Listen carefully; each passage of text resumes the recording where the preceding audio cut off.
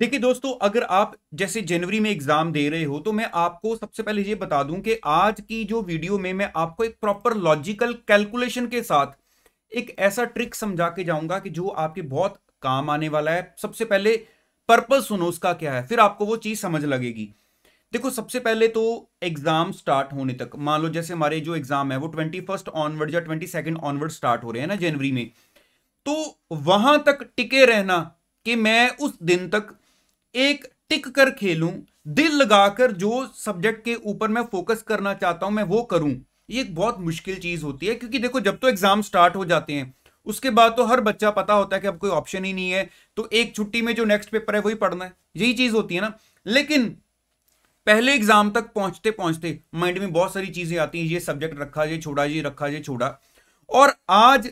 क्योंकि आप में से बहुत सारे बच्चे ऐसे होंगे जिन्होंने शायद फर्स्ट टाइम एग्जाम देने हैं या पहले भी दिए हैं, तो सबको पता है कि कई बार एग्रीगेट बनाने में, मतलब मेरा 200 एग्रीगेट नहीं बन पाया, ये प्रॉब्लम आती है। इंडिविजुअली किसी पेपर में मैं रह गया, ये प्रॉब्लम्स आती हैं। तो मैं आपको जो चीज समझाने लगा हूं ना, तो उसको जरा ध्यान से समझना। और मैं, अच्छा, ये चीज आपने भी सुनी होगी कि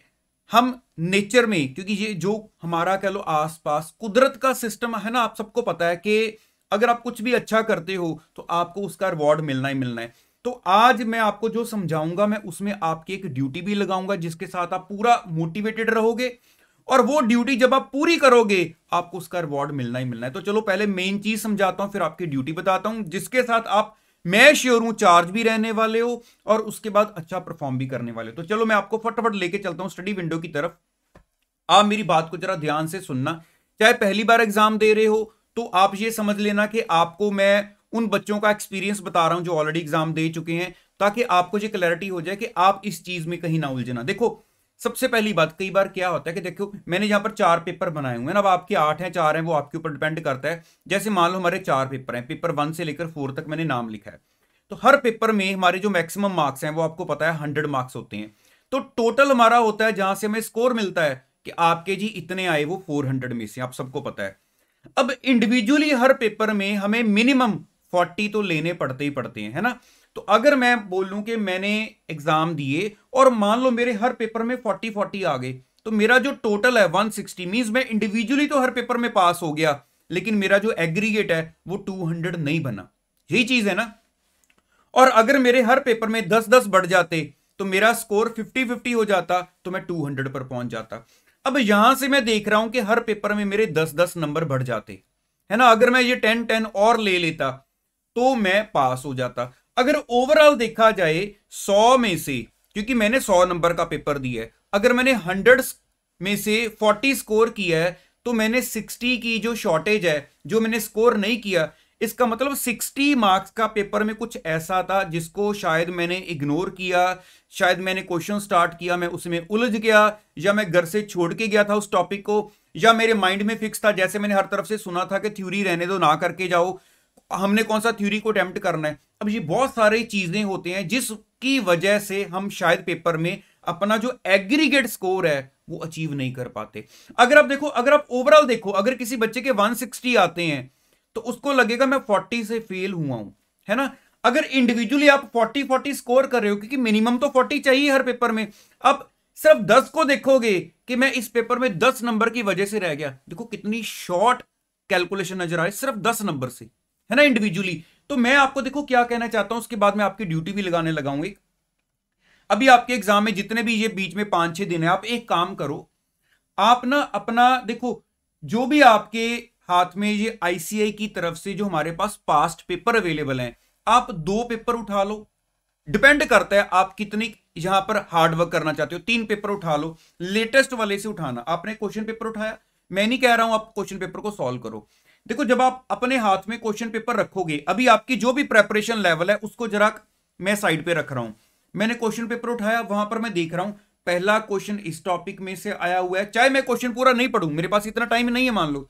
दूसरा क्वेश्चन इस टॉपिक में से आया है, तीसरा क्वेश्चन इस टॉपिक में से आया है। जब मैंने ओवरऑल जितने भी 6-7 क्वेश्चन है वो सारे देखे, मैंने एक पेपर के फॉर्म में देखे। हमारे माइंड में क्या फिक्स होता है, हर क्वेश्चन तो हमारी बुक में टीचर ने दिया ही हुआ है, सारे पास्ट पेपर उसने कवर किए हुए हैं, सारे आरटीपी कवर किए हुए हैं, वो बात अलग है, मैं मानता हूं कि आपने बुक में देखे होंगे, लेकिन जब एक 3 घंटे का बना हुआ क्वेश्चन पेपर हाथ में होता है तब हमें वो कॉम्बिनेशन नजर आते हैं। अच्छा, ये क्वेश्चन इस चैप्टर का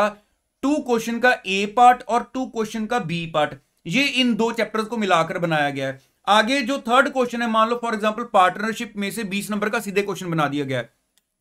अब इस चीज को देखने के साथ आपको, जब आप 2-3 पेपर देखोगे, मान लो आधा घंटा लगाया आपने, 2-3 पेपर गो थ्रू किए, आपको पता चला कि मैंने जो अभी एग्जाम के लिए अपनी तरफ से प्रेपरेशन की थी, मेरी बात को अंडरस्टैंड करियो ना, मान लो मैंने अपनी तरफ से प्रेपरेशन कर ली है, लेकिन मेरे को इतना कॉन्फिडेंस नहीं है कि पता नहीं मैं पास होऊंगा या नहीं होऊंगा, लेकिन अब मैंने देखा कि इस चैप्टर के इस एरिया में से जो थ्योरी आ रही है वो नॉर्मली इसी एरिया में से पूछ रहे हैं, तो चलो ठीक है, मैंने बाकी का नहीं किया हुआ, एटलीस्ट मैं उस चीज को तो देख लूं। अब एक और एग्जांपल देता हूं, मान लो आपने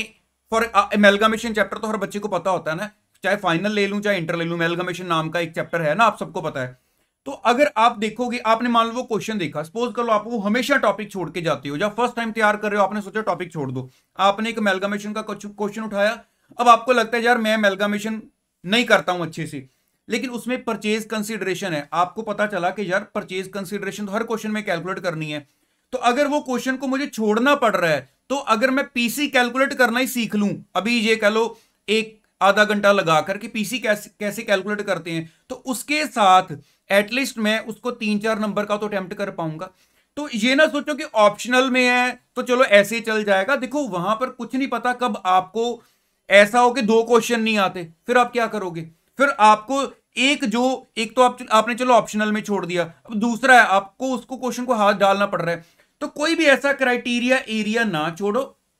एक बार 2-3 पेपर को एज इट इज पेपर की फॉर्म में देखो। मैं ये बोलूंगा सजेस्टेड आंसर भी नहीं, सीधा क्वेश्चन पेपर को देखो, वहां से आपको